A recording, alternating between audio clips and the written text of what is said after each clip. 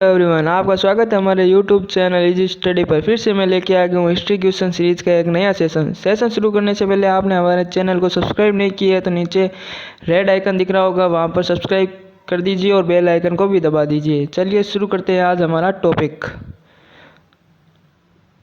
आज का हमारा टॉपिक है मगध साम्राज्य।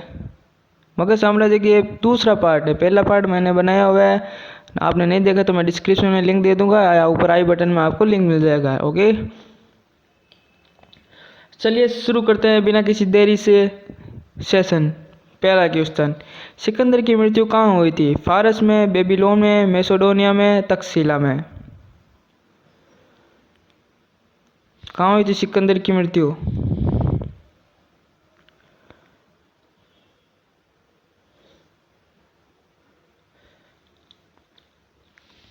सिकंदर की मृत्यु बेबीलोन में हुई थी। ओके, क्या कारण से हुई थी? सिकंदर को बीमारी हुई थी, बीमारी के कारण सिकंदर की मृत्यु हो गई थी। ओके,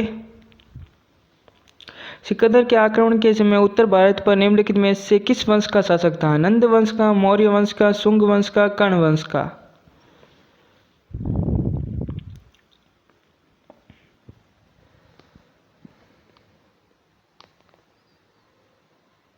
किस वंश का शासक था? नंद वंश का शासक था। ओके, उस राज्य का नाम बताइए जिसने पहली बार युद्ध में हाथियों का इस्तेमाल किया था? कौशल, अवंती, चंपा, मगध?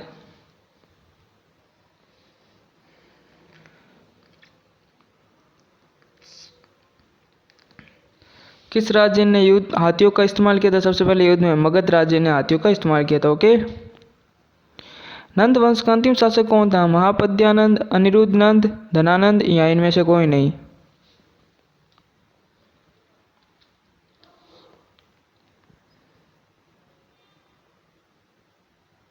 नंद वंश का अंतिम शासक कौन था? धनानंद था। ओके,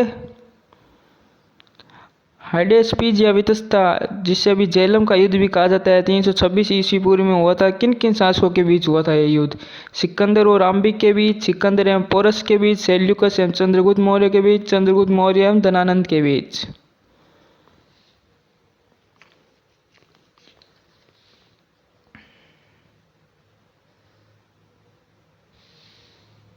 किनके बीच हुआ था यह युद्ध? सिकंदर एवं पोरस के बीच होता है। इसमें जीता कौन था? सिकंदर जीता था। ओके, लेकिन पोरस ने सिकंदर की काफ़ी सेना हरा दी थी बहुत, इसलिए सिकंदर वापस भारत से चला गया था। कौन सा वंश भारत में पितृहंता वंश के रूप में जाना जाता है? आर्यक वंश, शिशुनाग वंश, नंद वंश, मौर्य वंश? कौन सा वंश भारत में पितृहंता के नाम से जाना जाता है?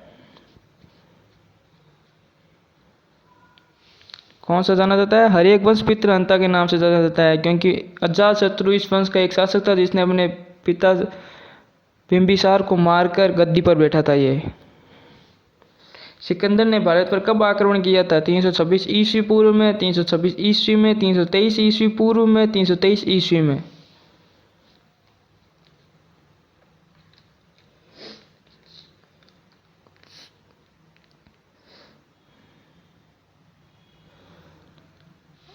किस समय आक्रमण किया था सिकंदर ने? 326 ईस्वी पूर्व में किया था। ओके, किस शासक ने गंगा एवं सोन नदियों के संगम पर पाटलिपुत्र नामक नगर की स्थापना की थी? धनानंद, अशोक, उदयन, अजातशत्रु? किसने की थी पाटलिपुत्र नामक शहर की स्थापना?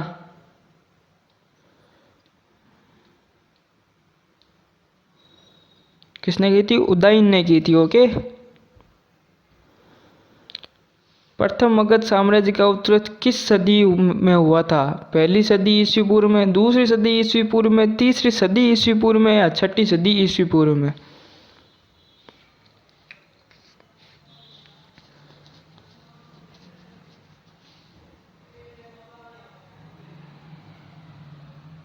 किस सदी में हुआ था मगध साम्राज्य का उत्कर्ष? छठी सदी ईस्वी पूर्व में।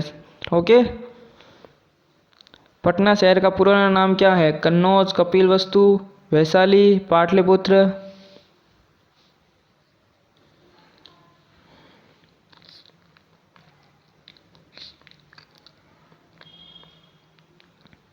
पटना शहर का पुराना नाम क्या है? पाटलिपुत्र। ओके, नेक्स्ट निम्नलिखित में से कौन एक मगध साम्राज्य की राजधानी नहीं रही है? गिरिव्रज, राजगृह, पाटलिपुत्र, कौशाम्बी।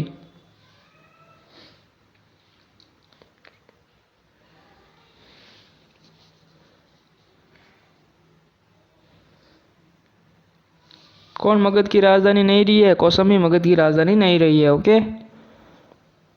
मगध साम्राज्य का अंतिम विस्तार कलिंग विजय के रूप में हुआ था। इसकी शुरुआत किस विजय से हुई थी? अवंती, अंग, वत्स, काशी।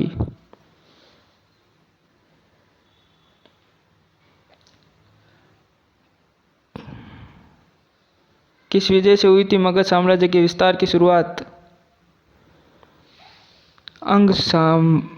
अंग राज्य के शुरू हुई थी। होते। ओके। उत्तर बिहार का प्राचीन नाम था अवंती, वज्जी, वत्स, सूरसेन।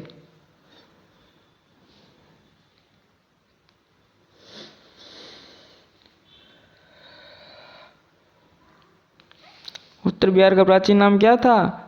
वज्जी था। ओके।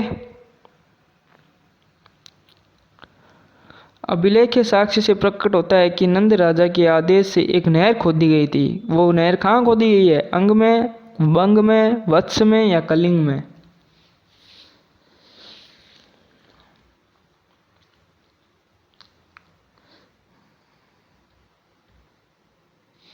कहाँ खोदी गई है? कलिंग में खोदी गई है। ओके। उज्जैन का प्राचीन नाम क्या था? अवंतिका, तक्षशिला, कान्यकूप, धान्यकटक।